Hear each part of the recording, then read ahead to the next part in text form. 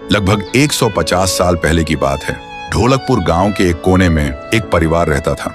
उस परिवार में था पीहू, उसका बड़े भाई साहुर और उनके मम्मी पापा। एक सुबह पीहू और साहुर घर के बाहर खेल रहे थे और अंदर उनकी मम्मी किचन में खाना बना रही थी। वो थोड़ी जल्दी में थी और तभी अचानक उनके कपड़ों में आग लग जाती है। वो चीख चीख के चिल्लाने लगती हैं। पीहू और साहुर मम्मी की चीख सुनकर भागकर अंदर आते हैं और जैसे ही मम्मी को जलते हुए देखते हैं वो चिल्लाते हैं, पापा जल्दी आओ पापा। पापा भागकर आते हैं, लेकिन मम्मी को बचाने के लिए जैसे ही हाथ बढ़ाते हैं उनके कपड़ों में भी आग पकड़ लेती है और कुछ ही सेकंड्स में दोनों जलकर राख हो गए। पीहू और साहुर सिर्फ देखते रह गए, जैसे पूरी दुनिया ही खत्म हो गई हो। अब पीहू घर में अकेली रहने लगी और साहुर हर दिन खेतों में काम करता, सिर्फ इसलिए ताकि उसकी बहन भूख से ना रहे। एक पूर्णिमा की रात थी।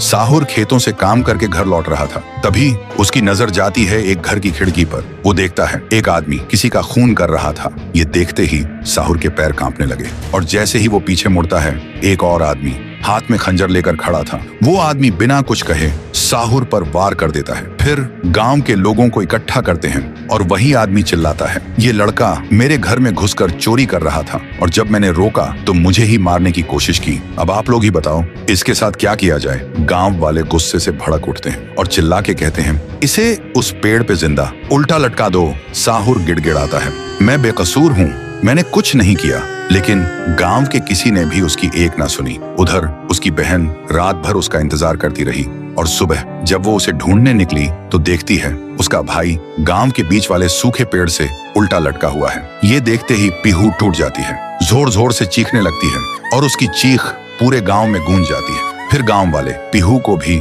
चोर का बहन कहकर गांव से निकाल देते हैं और तब से साहुर की आत्मा उस पेड़ के अंदर समा गई थी और पीहू गांव के बाहर एक झोपड़ी में रहने लगी थी। रोज एक पेड़ के नीचे बैठकर भीख मांगती थी, लेकिन कोई भी उसे कुछ भी खाने को नहीं देता था। वो बस भूखी पेट पेड़ के नीचे लेटी रहती थी। साहुर भी अपनी बहन का दर्द महसूस कर पाता था, लेकिन वो कुछ नहीं कर सकता था। फिर एक दिन पीहू रास्ते में खाना मांग रही थी और तभी एक नशे में चली गाड़ी ने उसे कुचल दिया था।